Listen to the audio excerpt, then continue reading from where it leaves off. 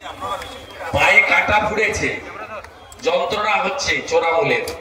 বুঝতে পারছে এই মিছিলের লম্বাটা দেখে, যখন ফ্লাইওভারে মিছিল ছিল সামনে এবং পিছন পুরোটা দেখেছে, দেখার পরে আতঙ্কিত হয়ে এসব করছে।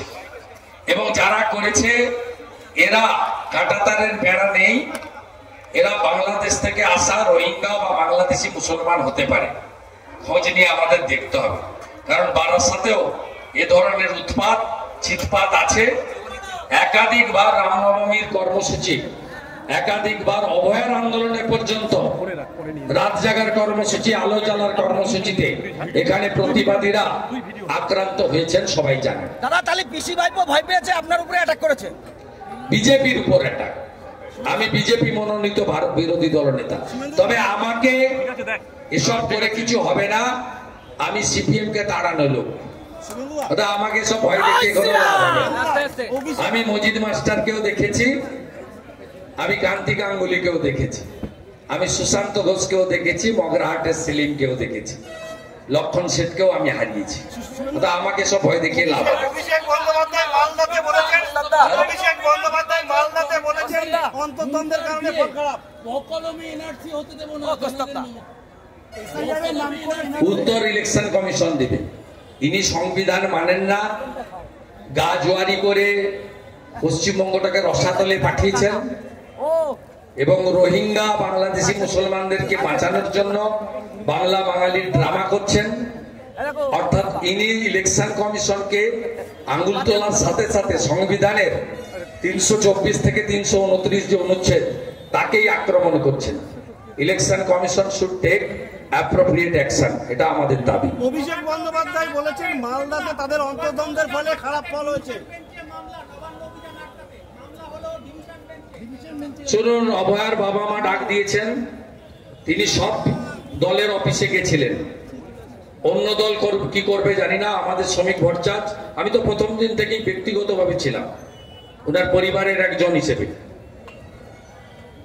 আমার সঙ্গে সেই যোগাযোগ বা একটা ভালোবাসার বা একটা শ্রদ্ধার সম্পর্ক ওদের সঙ্গে তৈরি হয়েছে। আমাদের রাজ্য সভাপতি শ্রমিক ভট্টাচার্য রাজ্য অফিস থেকে ঘোষণা করেছেন পতাকা ছাড়া এই অভিযানে বিজেপির প্রত্যেকটি কার্যকর্তা উপস্থিত হবে।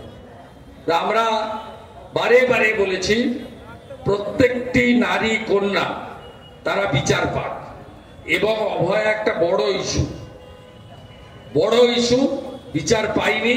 প্রমাণ লোপাট যিনি করেছেন তার নাম মমতা ব্যানার্জি, তাই তার বাবা মার দাবি দফা 1 দাবি 1 মমতার পদত্যাগ।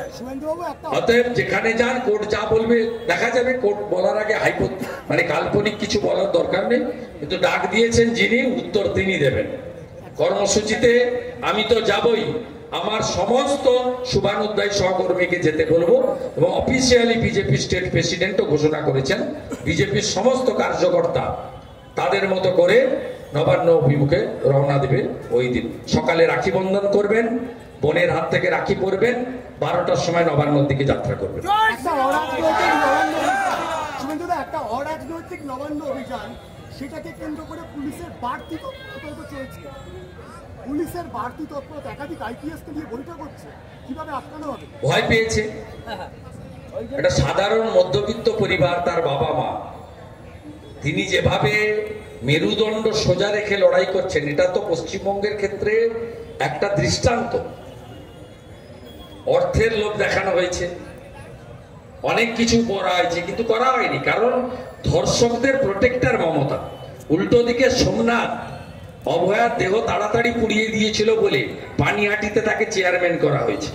মমতা গিয়ে কেষ্ট যেহেতু পুলিশের স্ত্রী এবং মাকে ধর্ষণ করবেন বলেছিলেন, তাই কেষ্টকে পদ দিয়েছেন, কেষ্ট সিকিউরিটি বেড়েছে। অর্থাৎ ধর্ষকদের একটা বড় ছাতা আছে পশ্চিমবঙ্গে, বড় ছাতা, সেই ছাতাটার নাম হচ্ছে মমতা ব্যানার্জি।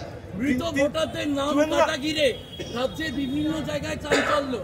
মৃত ভোটারদের এসআইআর শুরু হয়নি তো, শুরু হলে বুঝতে পারবেন।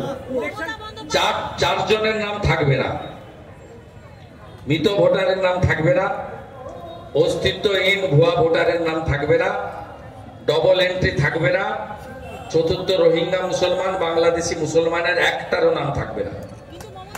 একটারও নাম থাকবে না। প্রথমে ইলেকশন কমিশন কাটবে, 8 মাস পরে বিজেপির সরকার আসবে, যোগীজির কাছ থেকে বুলডেজার ভাড়া করব। এবারে হাবড়া, অশোকনগর, ওদিকে গাইঘাটা, স্বরূপনগর সব তো বর্ডার, বাগদা সব বর্ডার, সন্দেশখালী, হিঙ্গলগঞ্জ পাশে বর্ডার, এ পাশ থেকে ছড়বো, ওদিকে পড়বে। হ্যাঁ,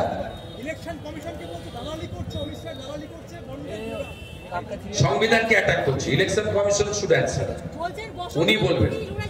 হ্যাঁ, ওর কথা কেন গুরুত্ব দিচ্ছেন আপনি? ও আজকে বলেছে আমি কোনোদিন না হারতে চাইলে হারি না, তো আমার কাছে হেরেছে, আমার কাছে হেরেছে। আমি ওকে বলছি আপনাকে আমি ভবানীপুরে হারাবো। বিজেপি যাকে দাঁড় করাবে, আমাকে দাঁড় করালে আমি হারাবো। অন্য যাকে পদ্ম ফুল দেবে সেই পদ্ম ফুলকে জেতানোর দায়িত্ব আমার। আজকেই তো বলেছে আমি হারি না, আর আমার কাছেই তো হেরেছে, হেরেছে হেরেছে হেরেছে। যতদিন বাঁচবে কানের কাছে বাজবে, হেরেছে হেরেছে হেরেছে।